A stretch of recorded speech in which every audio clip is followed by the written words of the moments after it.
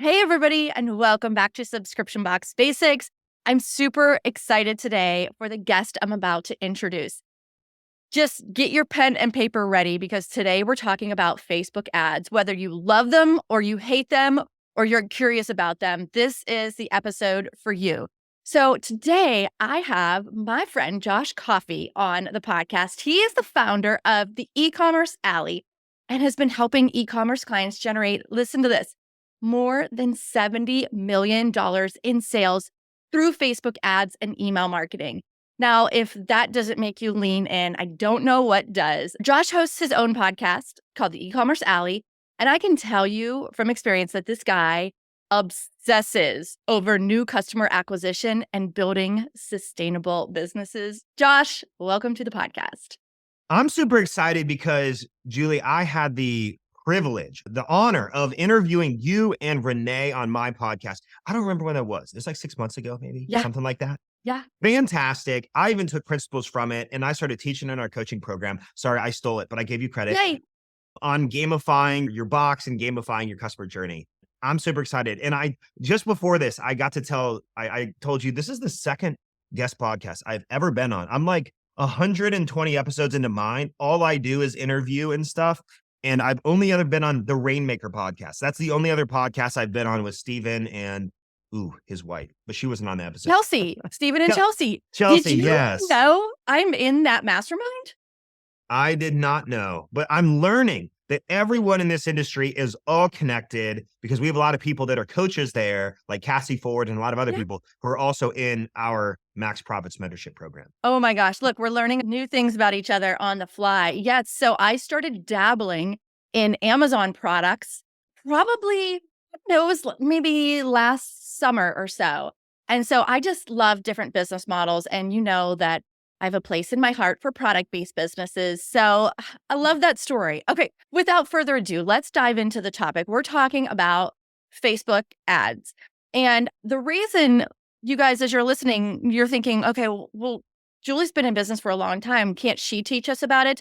No, this is not one of the spots that is my zone of genius. I have always looked to others to help me learn this, to help coach my students through it, because this is an ever-changing landscape. This is one that while I was coaching subscription boxes, I couldn't keep up with Facebook ads as well. So that's why I brought someone like Josh on board. So Josh, just tell us, why do you think Facebook ads versus any other platform that's out there? So for a lot of reasons, number one, it's what I teach and do, but I'm biased. So outside of that, the reason we're so heavy, like all chips in on Facebook, is we've gone in spots and we've been in business for 10 years as of last October. And I remember like 6-7 years ago, we had this moment where I had maxed out our lines of credit. I had maxed out our credit cards. We were in loads of debt. We were overstaffed at our agency and in our business. And we looked at what were the things that produced the most revenue for us, what actually got us customers very regularly, and what took the least amount of resource to do that, either time and money. And when we looked at everything, there were two things that produced 90% of the revenue. The first one was Facebook ads, 50 to 60% of revenue that we did, as well as the clients that we managed did. And then the other 20 to 30% of revenue came from email. And so it was this moment in time where I'm like, hey, we have to stop doing all these things that are like, take a lot of resource and time that we're good at the beginning, which you should do. But at a certain point, you have to decide, if I want to really start having predictability in my business and less like peaks and valleys, you need the stability with orders coming in every day. And so we decided to go all in on Facebook and email. And those are the two things that we believe heavily in. Not that social is not important and not that, Etsy or marketplaces aren't important. It's just that that's just what our experience has been. And why Facebook is interesting. So if you look at, have you heard of like Triple Whale, Hyros, Northbeam? Have you heard any of those tools before? I've heard of Hyros. Okay. So if anyone listening is like, what the heck are these weird words that they're saying? So there are tools out there called attribution tools that like allow you to run ads and track everything that happens. Well, Northbeam and Triple Whale, they manage billions of dollars in spend collectively.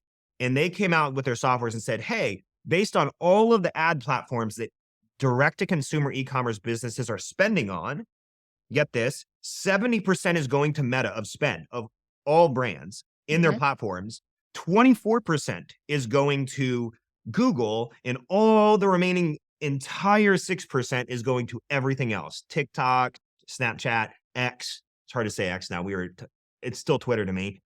And me too. Everything else. And so if you look at where businesses that are really thriving are spending, it's actually on Meta. 70% of direct to consumer brands are spending 70%, or they're spending 70% of their budgets on Meta. So to me, that's why it's so important, is that if you look where the money is going, it usually shows you in the market where the value is. You're coming right from the data perspective, and I think it's smart because there's so many businesses that have the funding and the personnel to actually test all that stuff, and if it wasn't working, they wouldn't be spending all their money there, Yeah.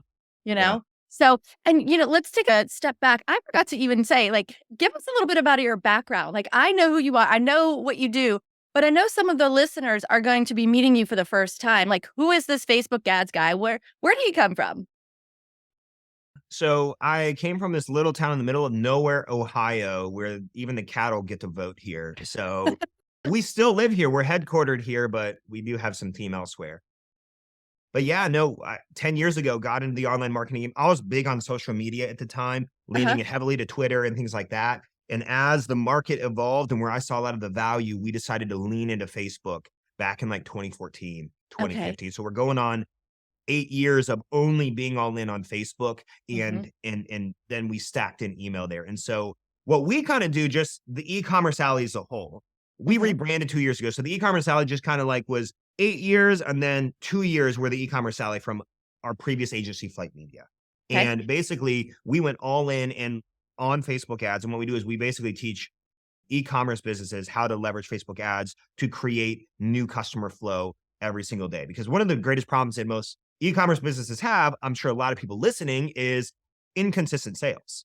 And when you have inconsistent sales, and then you start to struggle on the profit front. And when you have little profit, then you feel really, really burned out and you feel really stressed out. And so if we can Mhm. create predictable sales and reliable revenue, then what happens is your fixed costs are already covered, and it starts to grow your revenue, you have more profit, and then you start to make this momentum and feel like energy. And so that's what we basically teach. And we have a cool Facebook group, about 6,000 of us there, and we live stream in the studio here every week, and we like break down different elements of Facebook and budgeting and all kind of budgeting on ads, not regular budgeting and stuff like that. Right, and y'all are not a stranger to the subscription box world. The listeners here are all in the subscription box industry, and I know that you've worked with a lot of subscription box business owners, and I think that's so cool because so often when we get our own Facebook ads or when people target us, it's always about selling digital assets, selling courses, selling Yes. this or that. Yeah. And it's such a different world than selling a product via a Hmm. Facebook ad. So that's one thing I really appreciate about you guys is that you can actually speak with experience of product-based businesses in Facebook ads. Well, and you're so right. It is so different. So like I am in the digital, like I sell digital stuff. Like it's Right. great. But you know what?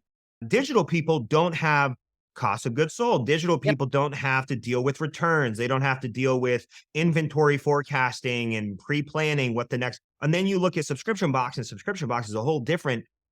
I even put subscription box. So there's like digital, and then there are what I call margin-based products, products that they make all their money on the front end. And then you have LTV-based products, which are subscription boxes, food and beverage, things that have like residual revenue from them. So subscription boxes, I even put in a other category from other physical products. So I'm like digital, physical, subscription box, because Mhm. it behaves so different.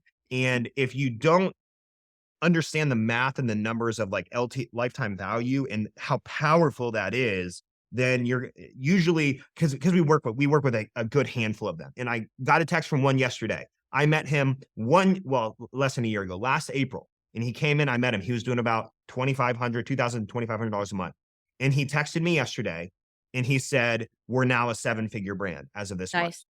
And the thing is, as long as you know your math and you do the right stuff and you're consistent, it pays off. And you have Yeah. this wonderful thing called lifetime value that like high lifetime value that most other businesses don't have. And so Mike, he just kept scaling and scaling and scaling and like slow and steady. So subscription box, my biggest piece of advice for anyone listening is like, don't look at all these big brands. Don't look at BattleBox and Pipsticks and look at all these big companies out there that are really big. They got there over a very long period of time. And for you, the biggest asset you have is consistency and compound of time because Yeah. you have this residual that kicks in. So yeah, I love the subscription box world. In our coaching program, I had to break out a separate little break out a group of them because Nice. they are the minority of the entire program Yeah. of just subscription box because it's different language, different numbers you have to look at when you're making advertising and budgeting decisions, and your strategy is just generally a little bit different than other people.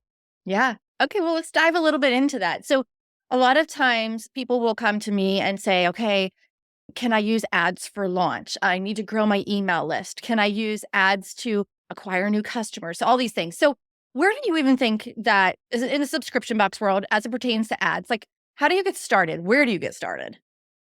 So they're going to be the basics for sure of like, how do I set up my business manager and how do I set up an ads manager and Mhm. how does the hierarchy of like campaign ad set ad, like what does that look like? So they're going to be the basics of that. And if I was like starting as zero, I'm just going Mhm. to go to YouTube and just search that. You could see a breakdown of that very, very easily to find just the general basics of how Facebook works.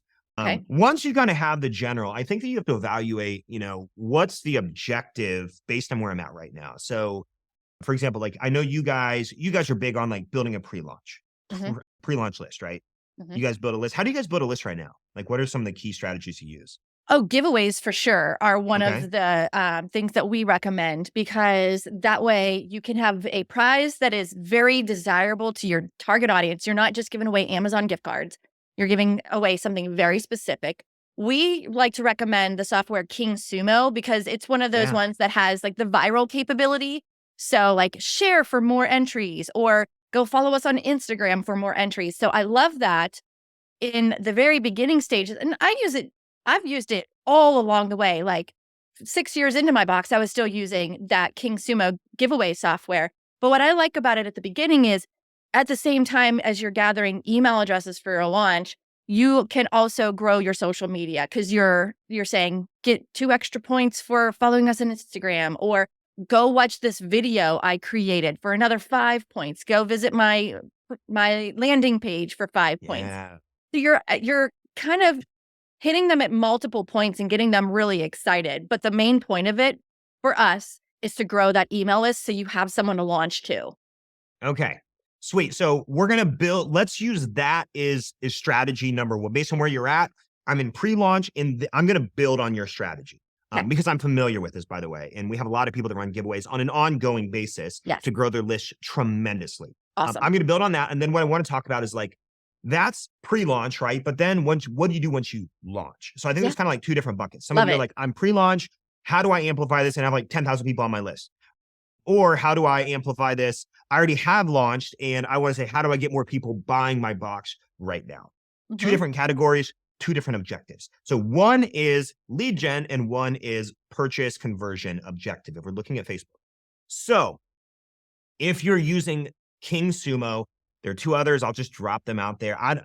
King Sumo, I know who created that. Noah Kagan, I think Yeah. he owns King Sumo. I've never used King Sumo's giveaway tool, but I have used Gleam.io and I have used UpViral with Wilco, the owner Wilco. Him and I are friends. So UpViral, we used to use that. Huge fan of it. We used to build this out. Fun fact, we used to actually do what we called giveaway launches for clients. And so we used to build this huge giveaway and then we would build their email list and then we would sell to the email list on the back end. So I'm familiar with the process you're talking through. I just haven't done it in a long time. So here's what I would do. So if that's your objective, then what I'm going to do is build out a Facebook lead gen campaign. And it's going to be very, very simple. We're just going to drive traffic to where you have to figure out where you're driving traffic. I'm going to drive it to where you're already pushing people. So I assume you have organic, you have your friends. If I'm just getting started, is that Mhm. the typical scenario? Like we're just getting started? Yes. Okay. Pre-launch, friends, family, organic, audiences that I have. So this is like warm audiences. Right. Now I want to say, can I grow this from a cold audience, people that don't know me standpoint? Yes, that's And such a so challenge. It's like getting beyond your own network. it absolutely, and I think part of it too comes to like a limiting belief that like people aren't going to want it, or there's like this deep fear down that like, hey, I don't want to run ads because it's going to these people that don't know who I am, and Mhm. deep down we're afraid of failing. We're afraid of it not working. And Mhm. I want to tell everybody listening, it works. It works. We do that. I'm in 20 to 30 ad accounts every single week. I get stories every day. I got an email this morning from a guy that I mean, I'm not going to go into detail on the emails, but I get emails all the time of people that never got into Facebook ads. They were so nervous. They took the first steps. They started figuring it out. The first is the worst, is what we like to say. But then over time, you get these skills and you get better. Just like the Yeah. first time you probably plan your month for a box or plan the quarter, you like over forecast the amount of product that you need, Sure. or you under forecast. We just had a client do that and then they sold out of their boxes and they're like, oh, what do I do while I'm waiting for the next one? And so the first is the worst. Same thing with Facebook ads. So all of that said, you can do it. I mean, here's what I'm going to do. I'm going to centralize all of my traffic. I'm going to send to that page that you build for the giveaway. Do you usually just, this is my curiosity, do you usually embed that on like your website and send them You there? can. It depends on what website platform you're using, but Mhm. King Sumo does give you a landing page URL that you can share. Now, it's not your domain, so I don't know Mhm. how that impacts Facebook ads, but you can embed it on like a WordPress page, for example. So, Okay. So if you were doing that, it would depend on the integration of King Sumo. Sometimes you could like add your pixel in there. yeah, Does it allow, I don't know if it allows you to do. I think it does. I'd have to double check. I would bet that they do. Gleam does, Up Viral does. I'm sure they do. So here's what would happen is whether it's your website or not, and it's a landing page. What you would do is create a Facebook ad campaign, and I would create the objective of leads.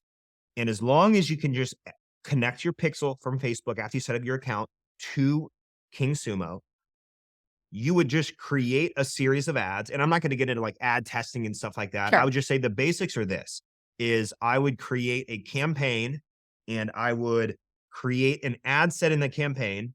And I'll share now, this is a little nerdy, but when it comes to ads, a lot of people think that like who you target is like the critical component of your success. Like I need to select this interest, or I need to build this lookalike audience, or I need to do someone who is interested in crafts, but also is a mom, but also has kids between ages this and this. And we think we have to get caught, we get caught up in like who we need to go after. But Mhm. Facebook's machine learning and AI is so good that right now for most accounts, we're doing what's called broad, meaning there's no targeting at all, like zero targeting, even for the most random precise niches you can imagine. Mike, the guy I talked about, his subscription box is a tea.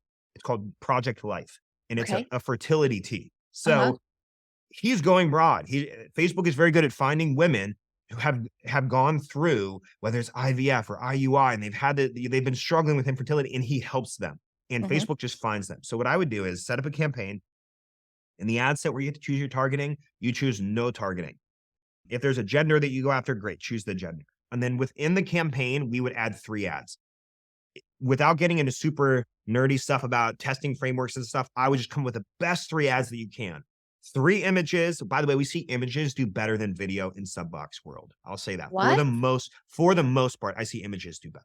I would say Interesting. that Okay. is that is the majority of them. I'd probably say it's like a 70-30 split. Any 30%. specific type of image, like an unboxing or a flat Oh, lay? yes, yes, yes. Okay, so what we generally see do well is it's really simple. Like you just open up a Canva and show the box with everything in it. Crazy, huh? It's a Yeah. crazy concept. What's inside the box? Here's what some people get really wrong is they start by showing they love the branding of the box. They think it's such a great packaging and the Mm. colors and the brand name on it and all of that. And we love it. And then we put the box. Nobody knows that it's a like if you look at it straight on, nobody knows it's a box. It could look like a button. They don't know it's in the box. It should like really make it known that you could have the box like open up with everything coming out, or you could just pull everything out and have a flat lay of the shot of the product in it without the box even in the picture. Because yes, Yeah. it comes in a box, but do people care that it comes in a box?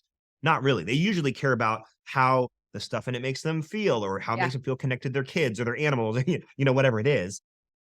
That's what we see doing the best right now is That's so interesting. product just laid out. I will say the ones that do video really well are ones where maybe your box is a little harder to understand. So Mhm. like if I look at like Nicole, we work with Nicole from GPig Box. GPig is like guinea pigs. So she does stuff for like guinea pigs. And so to like just lay out all the product, that's pretty easy to understand. Yeah. Okay, guinea pig product, show a little guinea pig on the image. But then you look at Mike, who sells fertility tea that, by the way, is $450 a month subscription. It's not a cheap subscription. Can we move the needle with an image and convince people of what it is and the value of it, that it's worth $449 a month from an image? We learned that we couldn't. So in that Yeah. case, video made more sense. So I would say if Video. you have a product that's like hard to understand, then video will probably be worth leaning into. But I would say the majority of sub boxes, again, the majority, the 70%, 80%, that you could just do an image, and images are great. So I would Yeah. have 3 images with 3 different headlines, in 3 different primary text. And here's the best way I would say this. If you were to take all of your chips and you're like playing poker, I don't play poker, I don't even know how it works. But if I was and I had a big pile of chips and I was to just take all my chips and put them all in on these 3 headlines and these 3 primary text with those 3 images, then that would be my all-in bet. So what that means is with the best capabilities, with your best ability to write ad copy, which the first is the worst. The first headline we write is probably the worst headline we write because we don't know anything yet, right? Mhm. So take the best knowledge that you have right now and write 3 headlines, write 3 primary text, and then just put them with the images however you see fit. And Mhm. that would be the campaign. Drive them straight to that giveaway landing page.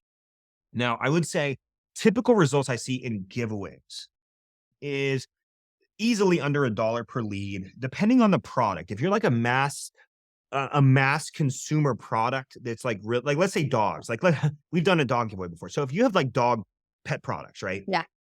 Pet products are a mass consumer market. So your cost per lead might be 20 to 30 cents, right? Okay. Someone who's like, we have someone else who does giveaways all the time. He sells high-end handmade electric guitar cables. Okay. So a little bit different, right? So for him, it's like 75 cents, 80 cents. So it's a little bit more, but you should be under $1 per lead. So if you're like mass market, I would expect even less. As you spend, launch the ads, commit to an amount, and then sit for 5 days. Let them optimize for 5 days. And then usually by 5 days in, it'll stabilize at a cost per lead, and you'll be able to see what that looks like. So Okay, so do again, you put like a campaign budget or a daily budget? a daily budget. Daily Daily budget. budget? Okay. Yeah, yeah, yeah. So you could set what Julie's talking about here is what's called lifetime budget. So like you could choose a start and an end date and say, I want to spend this amount in this window of time. You can do that. I would just say that we see daily budget do pretty well. And Okay. then if you want to, you could always just do the calculations of how long you want to run it for and then Yeah. just have it end. It's the exact same thing. It's just how Facebook treats it is a little bit different. Uh-huh. So we do daily budget for the most part. Okay, another question. How do you feel about in something like this targeting the country? So like most of my students only ship to the United States. So obviously those are the only customers that are valuable to them. So is this a good time to go ahead and target to the country? Yes. Yeah. What else would you normally target, would you say? Well, I think if you didn't exclude other countries, you know, my concern would be that you're going to get a bunch of leads from countries that you can't ship to. Yes, yes. Okay, so that's a good question. So if I was going broad, when I say broad, it's more in regards only thing you would select is demographic. So location, age, gender. Those are the only things I would choose. So do what makes sense for you. So if you're like Okay. US only, great, US. We only sell to women because this is a hair care makeup product, whatever. Just go to women. And if there's a Yeah. certain age range, go ahead and put the age range. I will say this. If you're new, unless your product has to be sold to like, let's say Boom by Cindy Joseph is makeup for women over 50, right? Unless you're a very precise situation, I'm going to remove my bias and I'm just going to let Facebook choose and I won't put an age range. Yeah. Unless you have a lot of data to say, hey, I know that this is only my audience here in this age bracket. I'm going to exclude that because you would be surprised at how easily Facebook How can good find the they right are. people. Yeah, Yeah. very, very good. Yeah. All right. One more question when it comes to imagery. Professional unboxing picture, or one that you've done that looks more lifestyle, more like user generated content? It kind of, obviously, the unfortunate answer is it depends, but I would say that use what you have. Like, don't Okay. go like, I think people believe because we have seen all these fancy like Dr. Squatch ads, or we've seen Purple Mattress ads or Dollar Shave Club all these like high production half Mhm. million dollar ads, right? We think like we have to go have these professional things. So one thing that we specialize in is we teach what's called rapid experimentation and ad testing, where we'll go test like 50 to 100 creatives in less than a week. So we're like really good at doing this methodology. And I will say, from testing thousands and thousands of creatives, the ones that usually win are things that are just like taken on your iPhone because it's Nice. so native to the Yeah. platform. It's so natural to the platform. When you start overlaying text and banners and fancy things, like, it looks like an ad. And if it looks like an ad, usually not always, but oftentimes it deters people from clicking on it. Yeah. So honestly, if you have the product, I'm not going to go invest a high degree of resource in getting product photography done. I'm going to say, hey, what do I have? Let's open up my box and let's put Mhm. this on a white sheet of paper. Makes it a little easy to call attention to what the product is. And let's just snap the photo. Or let's take the photo, throw it in Canva, remove the background, and play around Right. with it if you have that skill set. Yeah, and one thing, quick tip, guys, if you're like, "Okay, I need to take some photos," I would go to literally, like, the Dollar General. I'd get some of the foam board so that it was a little bit more structured behind it, Oh, and yeah. Yeah. here's a quick tip: lay the box on the back and then splay the products out. Take the picture from straight above, because it's easier to make the products look almost in a way where you can see them better, and they're kind of displayed more with more space. If you have your box sitting up like normally on your table, you have to figure out how to prop this item up, how to make sure this one doesn't flop over. Just flip it on its backside and like lay out all the products so nothing's going to fall over. It's just an easier way to take the picture. Yeah. I love that. No, I think Yeah. that's easy. And one thing to keep in mind is intent versus intrigue. So I was on a call yesterday with a pretty big supplement company, and we're analyzing all their ads.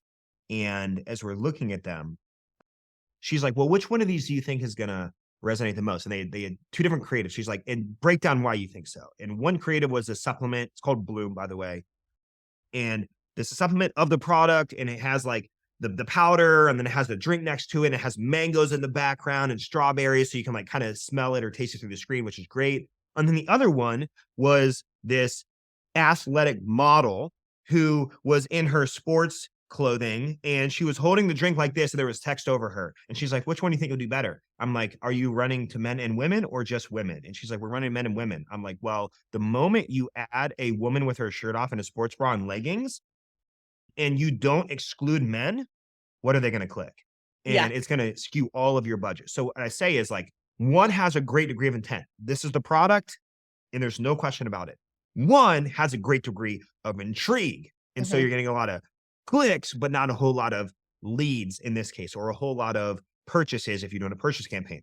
Yeah. So when you're doing it, keep this in mind. If you have a product that's like and I like to give the extreme of like kids or babies or animals, right? If you have a little cute puppy on your photo, you're going to get a lot of clicks, but it might not be because of what your product is. So like if you just went in with a photo of a dog and you don't see the product and know what it is, they're going to click in thinking it's like a video of a dog or a blog post on a dog or whatever that Right. is. And then they get there, and then there's lack of congruency between the ad and the landing page. So whatever you do, I'd rather be highly intentional where it's like, this is what it is. Click here, buy, or click here, join the giveaway, versus trying to be like really intriguing and scroll stopping in a way that like doesn't create a congruent experience for the person. So I would just say in your photos, just pay attention to that, because Yeah, that can that's skew great results advice. dramatically.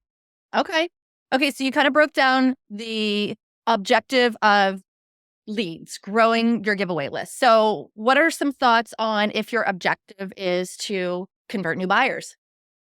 So this is actually the area that we play in them. This is what we primarily do is so there are only two objectives you should ever have: lead gen or purchases. Only two types of campaigns. Facebook has other objectives. Don't worry about any of them. None of them matter except leads and purchases. So when you're running a box, I would just say there are kind of a couple things here. The first thing is you have to have a really good offer. And this comes into knowing your numbers. You have to know your numbers. So if I'm just doing back of napkin math here, an offer is going to be what will you give someone for their first box purchase, whether Mhm. it's like a free gift with purchase or 40% off your first box or $10 off your first box or whatever that might be, right? We call them cash cow offers. You need a good offer to get them in on day one. But don't expect to be profitable on day one. And I know that's Mhm. not what anybody here wants to hear. Nobody wants to hear that. But that is my mass observation from doing this for a pretty long time. The subscription box world, 2017, pre 2021, yeah, you could be running like 4 ROAS and it's like happy as a duck with a French fry. Like you're good, like you're just raking in the profit on the front end. The Yep. market is more saturated now, but that's not a bad thing. Like, hey, the subscription box world is growing. That's awesome. You just have to be more intelligent with your marketing and know your numbers better. And so here's what I would do. The first thing is you need to calculate your I call it your 31 and your 61 day lifetime value. And here's why it's 31. Because if someone buys a box today, well, in 30 days they renew. So technically, if I can collect, I want to figure out how much profit do I have in my box for in 31 days. That's so when it's 2 months worth of boxes, it's actually only 31 days because they process 30 days later, if that makes sense. For Mhm. most of us, some of us are rolling and there's a little bit different stuff in there. But ultimately, I want to figure out how much do I make in the first two payments, which would be 31 days, and then how much I make in the first three payments. So, like, let's say your box is, I'm sure you use round numbers here, Sure. $50. And your cogs in that, shipped to them and everything are 50%. So you have $25 in profit in the box. And within 2 months, 31 days, that's $50 in profit, right? So if I can acquire a customer for less than 50, then I'm breaking even and I'm profitable within two payment cycles, right? So I have to float the gap for a little bit. Mhm. So if I could acquire them less than 50, that'd probably be a good range to acquire customers. But if I'm acquiring them at call it like 100, well, that's four payment cycles that I need to be profitable. And yes, while some people that are just sitting on a bucket load of cash confront the gap in capitally in the meantime until they're profitable on it, most people can't. I Right. can't. For me, if I'm profitable in 2 to 3 cycles, I'm okay with that. Most people in our coaching program that we do, we try to get them profitable within two. It's very hard being flat out.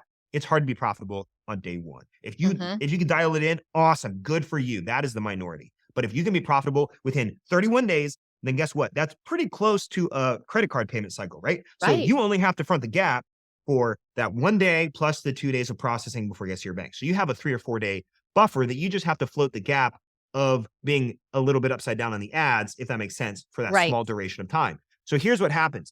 If what most people do though is they say my box is $50 and it's costing me $50 to acquire a customer. After my cogs, I'm upside down $25 on that customer in month one. And so they get in their head and they're like, oh no, Panic. shut them off. They panic. I'm running a 1 return on ad spend. I can't live on that. Well, guess what? 30 days later, you'll be at a break even or you'll be Exactly. profitable. And so if you know your numbers, you have the fact that you have lifetime value. So today won't feel good, but in a month, okay, now this feels good. In month Yeah. three, oh, this feels really good because I paid from 3 months ago and I'm still collecting on those customers. And Right. so most people don't know their numbers, I would say, and they don't know how much they make in a lifetime on a customer. So they Or get if really they're early, nervous. or if they're early stage, they don't have that data yet. Yes. Well, and you know what's kind of interesting is here's quick math for anybody here listening or watching that doesn't know theirs. They're just starting. Let's use a $50 box as an example for simplicity here. What is an average churn rate, would you say, in the So subscription we box? recommend to keep it under 10. So let's say like 5 would be really good. Okay. So 5 is good. Let's say that at the beginning, we're not that good. Let's go Okay. 10. Let's just Fair. be 10 here. Here's how you figure out your lifetime value back of napkin. You take your AOV. So let's just say I'm a $40 box. Let's change it up. $40 box divided by churn rate, 0.1, right? That's 10%. That Right. means your AOV, probably can't see it here, is 400. Your lifetime value is $400. That means the average person, if you're churning 10%, right? It means they churn after 10 months, Mhm. 100% turnover. So you take your monthly AOV, monthly box, right? Divided by churn rate, and that gives you your lifetime value. And if you say, okay, I have 50% margin, well, that means I'm going to make 200 in profit over 10 months. Okay, so then we get really nerdy and say, okay, divide 200 in profit divided by 10. It means I make $20 profit per box per Mhm. month. And if your cost to acquire a customer is $40, well, it takes 2 months, two payment cycles. That's actually 31 days to Yeah. break even. If it's $60 to acquire a customer, it actually takes 3 payment cycles, which is 61 days. And so, with that in mind, know your numbers. Then you need to have a really solid offer to get them in the first month. Sometimes you can go without an offer. I would say right now, what I'm seeing do pretty well is like free gift with purchase. So like Mhm. if you have something like you could just throw in for free and it's really light, doesn't change the shipping, doesn't cost a whole lot. Free gift with your first box is a really good lead in. What I see not doing well, and I'll share this, and it's really common. I feel like everyone comes in to our program that we work with first box is one box free Ooh, with 6 or 12 month commitment. Well, here's the thing. If you're new tough. and no one's ever worked with you, who commits to 6 or 12 months? It's Mhm. very unlikely. And so my recommendation is to focus on the month to month. You might have prepaid options, but focus on that 1 month, right? And say, okay, if they only went 1 month, what could I offer them on maybe 40% off your first box, maybe free gift with purchase, maybe $10 off your first box. And I'll give you some gold here. We saw this do be a do a big uptick for people in our world right now. And that is if you're paying for shipping, sometimes you don't even give a deal off. You know what you should do? Test this first. Don't pay for shipping and just lower your price by the amount of shipping. So we had someone who their box was 59. And I Uh-huh. said, Kimberly, how much is your shipping? $10. I said, great. Your box is now 49 and your Uh-huh. shipping, you don't pay for shipping anymore. They do. They pay the $10. That single switch, and now she's signing 1 to 2 new boxes a day by literally just flip-flopping things like that. So, like, That's so interesting. so play with your offer once you know your numbers and know how long it takes to break even. And then I would just say, like, you have to commit. You have Yeah. to commit for life for like a long period of time. Like to go slow, especially in your world, in subscription world, to go slow is to go fast, and to go fast is to go slow. Because if you inject all of this cash, you're like, hey, I have saved up $10,000, for my savings. I want to just put it all into ads right now.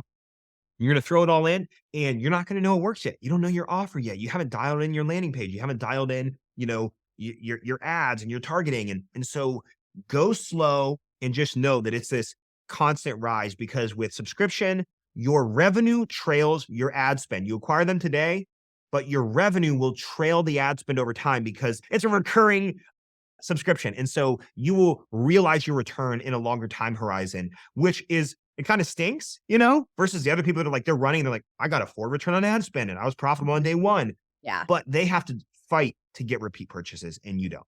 Yeah, and I think it's a mindset thing. I know when I first launched my subscription box, I worked on a lot of money mindset because I knew that I would have to spend before I would earn. Meaning, like I had to buy my product before those sales would go through, and that I would be spending on ads to acquire the new people. Yeah, I wouldn't be profitable from that first month, but I knew on average how long they were gonna stay. So and the other thing too, I think it's important to say is I just did an interview with Liam Brennan. He is co-founder of BusterBox, and he talked Oh, yeah, all yeah. about offers. We had an entire conversation about offers, and you're right, like, there it's so important to have that what's in it for me factor, that, like, that carrot dangling in front of them to say, "Okay, enroll now, join now, subscribe now," whatever word you're using, and to test it. What works in the spring might not work in the winter. Like, there's just different things. You gotta keep it fresh. You gotta continue testing. So, this has been so interesting. I'm sure that you have all kinds of templates and stuff because I know we've been doing you call it napkin math. I love that. I'm taking notes here, and I'm sure the listeners are taking notes, but I know that you probably have all kinds of resources and templates. Will you tell everyone where they can find some of that stuff if they're looking to dive into this ads world and learn more? Yeah. So I'll give you a couple things. So like the e-commerce alley podcast for sure. I'm biased, but it's the second best podcast on the planet, second to subscription box Makes besties sense. here. So so definitely go check that out. We have a Facebook group called the E-commerce Alley. There's about 6,000 of us in there. Go check, just search the E-commerce Alley group in Facebook. Super awesome. We're in the studio. We're like live streaming. Actually, I have a live stream here in 42 minutes, Nice. and we dive into all kinds of stuff, ads and email and growth. But I would say the biggest thing is if you're listening and you're like, hey, I want to know a campaign structure to follow, and I'm doing purchase campaigns. We did a state of advertising a month ago, and there's one campaign type that is outperforming everything else, regardless of spend threshold. If you're spending $10 a day, or I just met someone yesterday that's spending $8,000 a day, number one campaign structure is Advantage Plus Shopping. It is taking the cake on every other campaign structure we've done. I have a step-by-step video on how to do that. Julie, I could just give you the link to that if you want to throw that in the Perfect. show notes or something like that, Yeah, for rather than sure. me rattle off some long URL. Yeah. We'll give you a link to it completely free. Everyone here, just follow the steps in it and set it up. I'm telling you, it's like, I don't want to say there's a magic bullet, but there are moments in time, especially in tech, that some things are a little more magical. And we put people in the structure, and then suddenly their campaigns start performing. Not 100% of the time, but a Yeah. good chunk of it. So I would just say, I'll give you that. Go watch. It's like a 15-minute video. I walk through the ads manager, do this, do this, do this, do this. We're going to set it up together. Okay. Um, I I'll drop love it down. videos like that where you're walking alongside me. Now, I know that when you get into the ads manager and you're creating a campaign, it almost feels like a wizard. Like it's taking you step by step. But then I can get frozen in fear in different steps because I was like, am I targeting too deep here? Or like, just like you said, just be broad. So you're probably in this video walking through and saying, okay, step one, this is what you're going to do. And let's move on to step two. Like you're not going to get frozen Exactly. in fear. Yeah, exactly. And then you could always pause, but I literally walk through every setting, and we're Love it. in the manager in live time. And it's like a fancy, cool edited video that Dylan Ooh, did. I cannot wait to check it out. Animations and everything. I've had so much fun chatting with you. Do you have any final words on Facebook ads, or for those listeners who are brand new to this and they're just like, "Man, I am fired up to get started now." Yeah, you could do it. You know, the first is the worst. We believe that marketing is a mathematical equation, not an emotional decision. So if you Mm. know the math, if you lean into it, the first campaign is the worst campaign. Your 100th campaign, you'll be way better at it, way more profitable. The only thing you need to do is actually start. So that's what Yeah. I would part on. There was a friend of mine who once we were talking, she said, "Action creates confidence."